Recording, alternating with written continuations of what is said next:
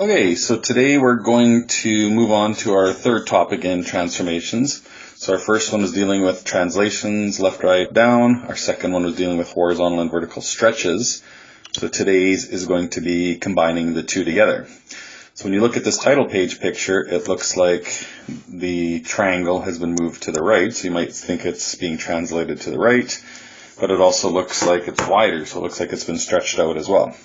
So today we'll kind of compare those two transformations when we do them at the same time. So we've looked at each one independently in terms of our formula. So when we put them all together, we have our complete formula. So our A value is our vertical stretch. Our B value is our horizontal stretch. Our H is our horizontal translation, left, right. And our K is our vertical translation, up, down. Okay, so you have sort of one equation that sort of takes care of all of those. So when we have a combination of stretches and translations, we have to be careful of which one we apply first. So if we sort of follow the same thing that you learned in BEDMAS, so you can kind of see, remember, our dividing and multiplying happens before adding and subtracting. So because of that, stretches have to apply first, since we're multiplying or dividing if it's a fraction, right? You can think of it as being saying if we did a horizontal stretch of a half, or we could say a horizontal stretch of 2, so it doesn't really matter whether you think of it as multiplying or dividing, they're kind of the same. Those have to get done first. And with translations, because they're adding and subtracting, they get done last. The only other thing you want to be careful of is when you look at the formula, you can see we sort of have this double set of brackets. So the B value, that horizontal stretch value, if you have a B and an H, you must factor out those numbers, otherwise your translation number won't be correct. So as long as you always write the equation sort of in standard form like that, it should make it fairly straightforward to work with. So let's go through a couple examples. So this first one, you can see here we've got an absolute value graph, and it's asking us to do this transformation to it. So we have no A value out front, so we've got no vertical stretch. You can see here where you have a B value of a third. So if B is a third, remember that's going to mean 3 times horizontal stretch.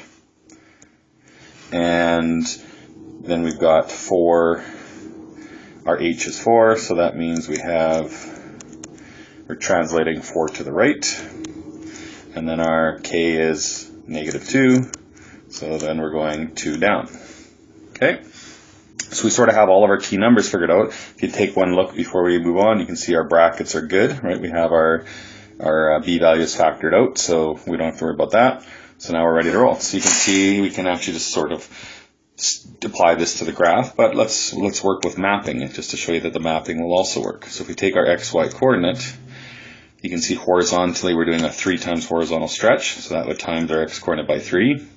And we're also going 4 to the right, so that means we're going to move it over plus 4. And we can combine those into one step, makes it a little bit easier. And then our K value is 2 down, so then our Y would just be subtracted by 2.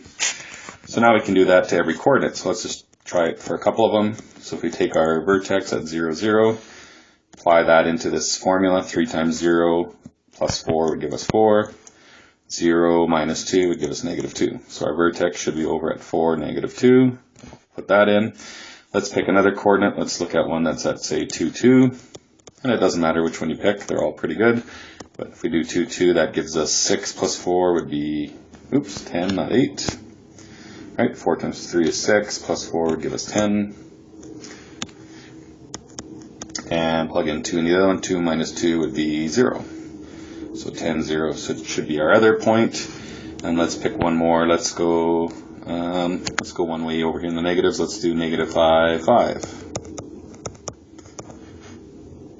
Okay, and actually that one's going to be probably too far. Well, we can try it. So we plug it in, we get -3, or -5 times 3 is -15, plus 4 would be at -11. And plug in the 5, 5 minus 2 is 3. So at -11, we're a little bit off the screen, but up at 3, so it should be about there somewhere. And that's it. So you can see we should be able to sketch our graph. So we'd have our new graph looking something like that. Okay. And if we just quickly go back to our translations, it should make sense. We're going 3 times horizontally stretched. And let's just look at one section of this graph and see if that actually looks accurate. So if we look at our starting graph, we just sort of go to the first coordinate. You can see we sort of are going over 1 and up 1. So that looks good. If we go to this new graph, let's just do the same thing. You can see by the time I get to one coordinate, I've actually gone over 3 units, and now I'm going up 1. And it would be the same thing the other way. It doesn't really matter which way we go. We're going over 3 and up 1. So you can kind of see if this was sketched super accurately, it would be indeed a 3 times horizontal stretch. So that part looks good. And if we look at our vertex, we went over 4, down 2, which is what our translations were.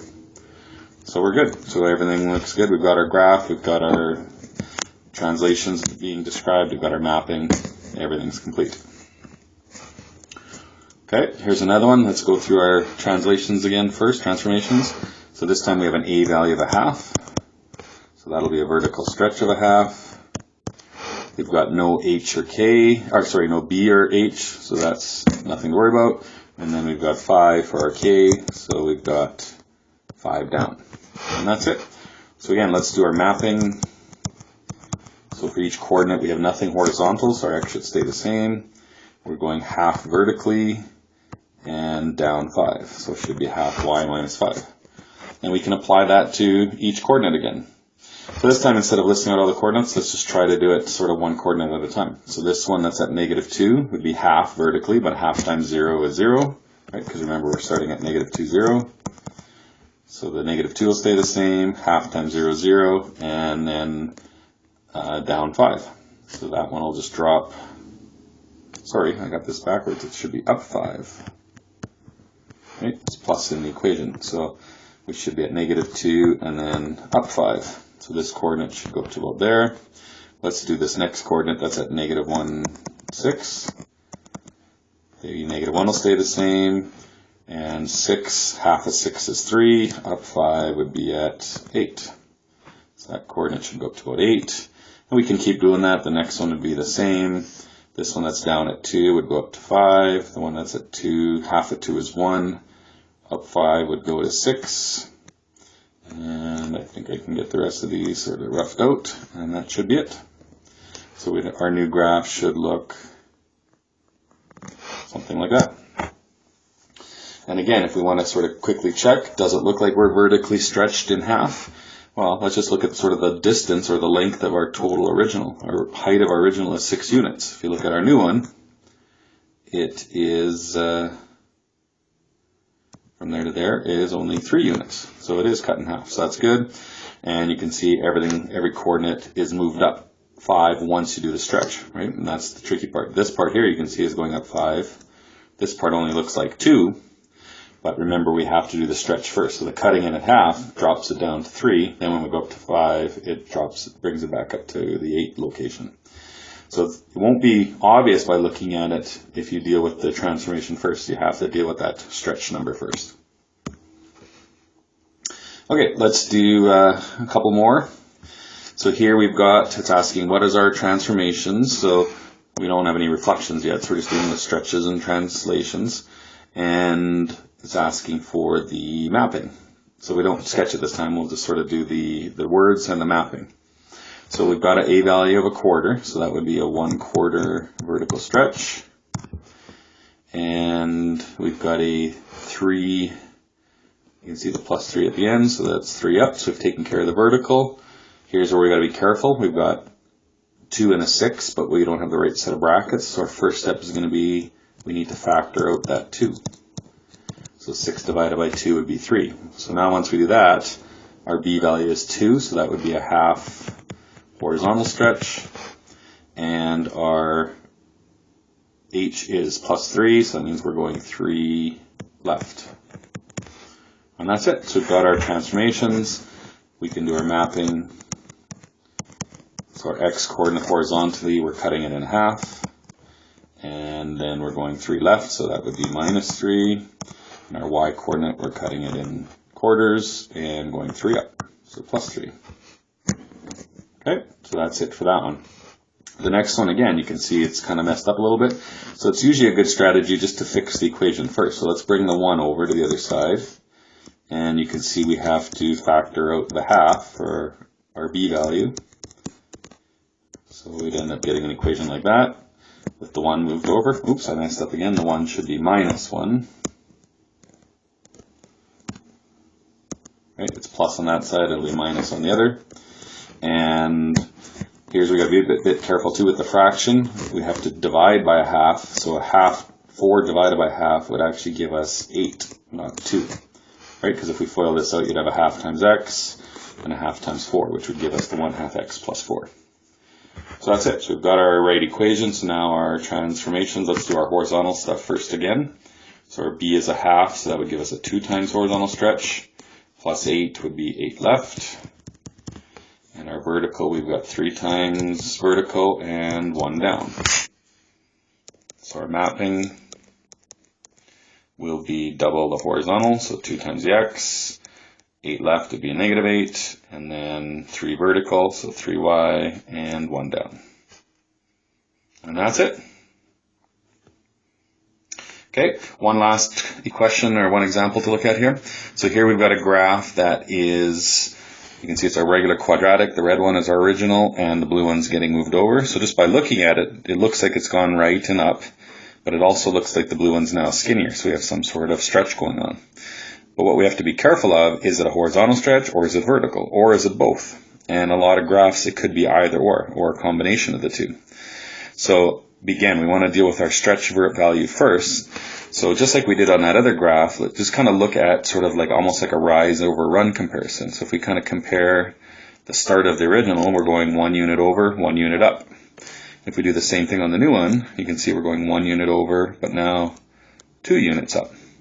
So if you just compare it like that, that's probably the simplest way. So now we can see we actually have a 2 times vertical stretch. Okay. Depending on the graph, you could do it horizontally like that one we had on the other page. Let me just scroll back for a sec. So you can see here, this one we went 1 over and 1 up on the original, and then we went 1 over, or 1 up and 3 over on the new graph. So then we had a 3 times horizontal. So just depending on sort of the shape of the graph, you can kind of go vertically or horizontally, whichever is easier. So that's it. If we have a 2 times vertical, we don't need to worry about the horizontal. And if we just kind of compare our vertex, we went over 4 units, and it looks like we went up 3. So we have 4 left and 3 up. Sorry, 4 right. Okay, so that's it. So we've got our transformations. We should be able to write our equation now. So we have y, if we're doing a 2 times vertical stretch, that 2 would go out front. 4 right would be minus 4 in the equation. Let me erase that. Let's clean this whole thing up a little bit. So vertical stretch of 2. So 2 out front is our a value. 4 right, so that'd be minus 4.